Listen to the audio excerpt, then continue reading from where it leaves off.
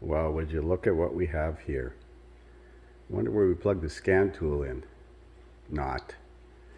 1972 Plymouth Cuda. It's here for a couple of problems, routine service. But the charging system is apparently not working and the fuel gauge doesn't work. Fuel gauge reads over full when you start it up. Now looking at this, and I see it's got a custom alternator on here. And there's a wire not connected. Not sure what's going on with that. Why is this wire attached to the ground? That looks like a slip ring brush. Those both look like brush wires. He said he had the old alternator in the trunk, so I'm going to look at it. So there's the original alternator, and you can see that is a brush there and a brush there. So that brush, those are two brushes. I'll have to figure out which one's the power and which one's the ground. You can see the brush holder. So I don't know how he managed to get them connected like he did, but I imagine the brushes are in this alternator. So it should be just a matter of reconnecting the wires. So the brushes are in this alternator. There's one there, and it's got this black wire connected to it. And this one here is there, but he's taken the brushes out of the original alternator, and one is connected to ground. Now, this output wire, which is this white terminal here, should be live, and it's not. So either the fuse is blown, or I'm not sure where this goes, because it usually goes to the positive battery post. And I see some white wires over here on the solenoid. Oh wait, I don't have the disconnect on. That's right, it has a disconnect switch. Let's turn that on. So I got the disconnect switch on now, and I do have power at this terminal, so that's good. Do I have power on one of these wires? Not that one. This one looks like it's going to a ground terminal.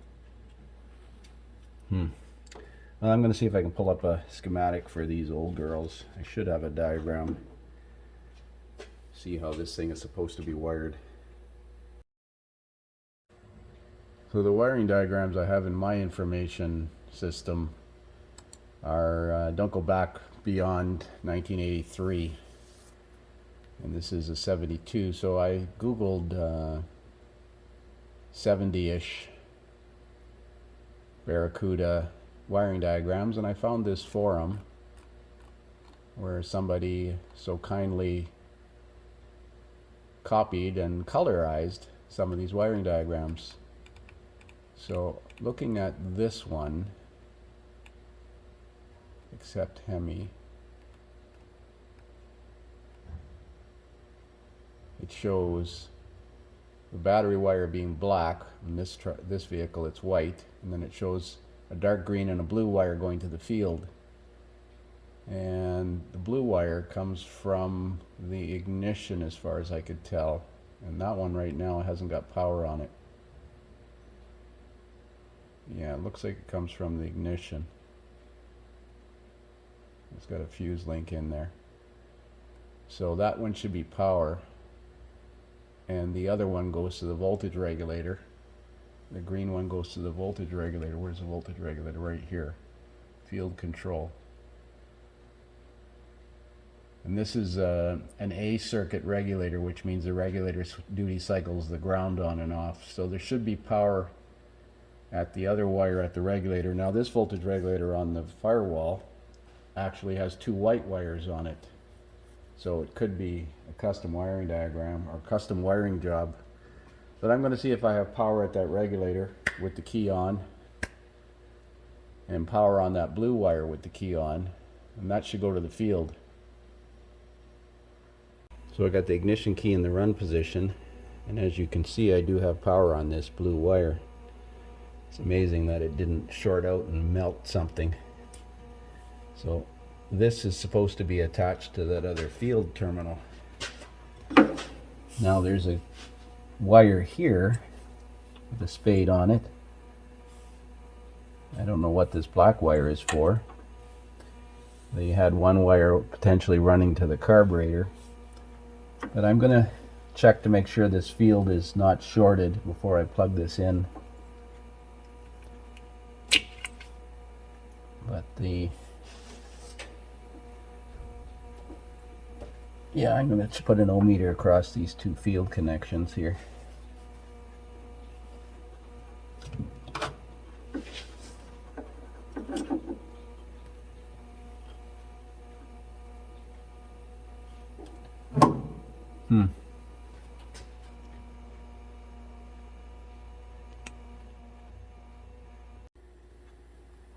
So I got an ohmmeter connected across the field winding to the case, and it shows it's shorted to ground.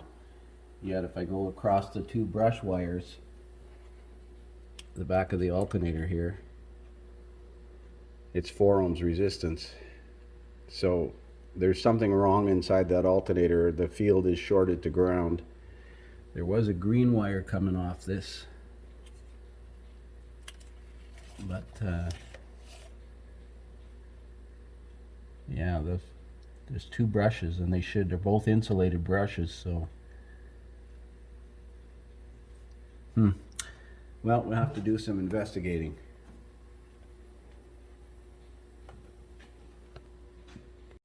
So this is an upgraded alternator, 110 amps, and you can't just run 110 amps through a 10 gauge output wire.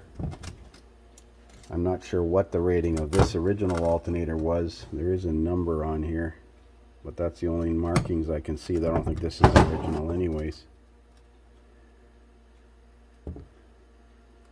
So this is the one brush. This one was connected to the blue, and it goes in that way, but it's missing the brush holder for the other one.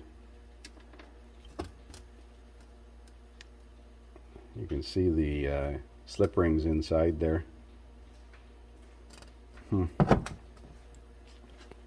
So this is the upgraded alternator that's on there, 440-472.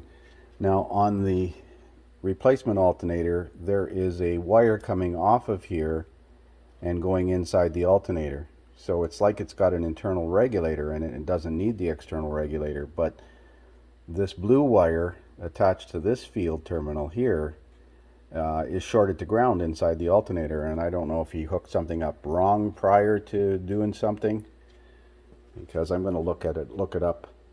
So I found this 440-472 alternator on Summit Racing, and it says 110 amps internal regulator. So it doesn't need the factory regulator. All they have to hook up is that blue wire, but if I hook that blue wire up, it's a dead short to ground. So something's wrong in this alternator, unfortunately. I'm going to see how long ago he bought it. So this is the field control, and it goes off to an internal voltage regulator in here. But I see the problem. This screw here is got a steel washer underneath it, and it's screwed into the aluminum, so it's a dead short. If I put an ohmmeter between these two pins, I read about 4 ohms resistance, which is the winding resistance. But if I put an ohmmeter between here and the case, it's a dead short to ground. So this is supposed to have an insulated washer on it. He said he didn't touch these two bolts, but anything's possible. So this should have a nylon washer, not a steel washer on here, because that's a dead short to ground. This is the power from the ignition coming into the field, and it's screwed into this screw, and it's a dead short to ground. So I got to find a nylon washer for that. So I put a piece of plastic in between the steel washer and the terminal, because this brush holder is insulated, and we're going to check to see if we have continuity to ground now. So with the ohmmeter connected across the two field terminals, as you can see here, it reads 4.48 ohms. And with the ohmmeter connected between that positive field terminal and the case ground, it reads greater than 40 ohms. Let's change the resolution here. 4 million. It's greater than 4 million. So That was missing an insulated washer there. That's why it was dead short at the ground. Well, it's back together and running, but it's not charging. 12.5 volts. I have power to the battery terminal on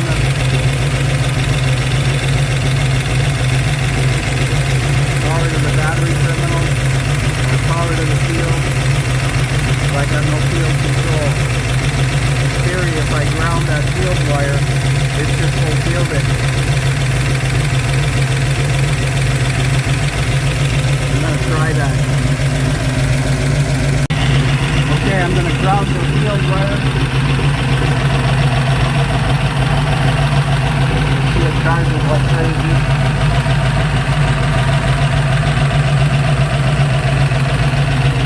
So the regulator in that alternator is defective.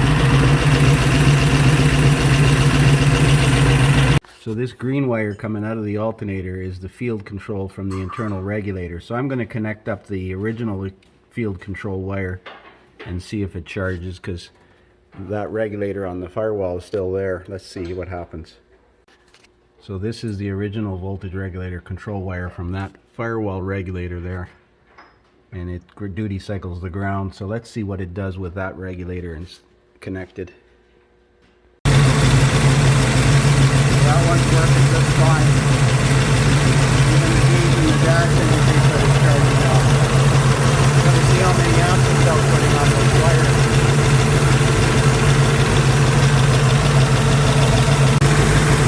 Well, it's showing about 20 amps. I don't have any headlights on. I'm going to turn the headlights on and see what it charges on.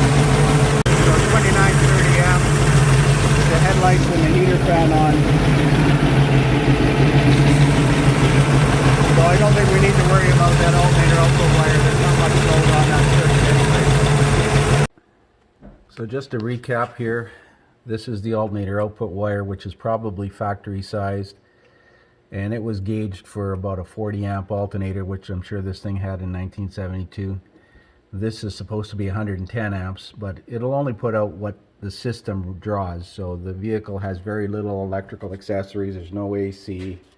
So between the heater fan and the headlights, high beam draws about 30 amps. So as long as he doesn't boost somebody with the car running, this wire will be adequate. Normally I would recommend to upgrade this wire, but it's charging now. I've got the internal voltage regulator from this aftermarket alternator disconnected, and I've got the conventional regulator installed, and it's working just fine. So we're good to go.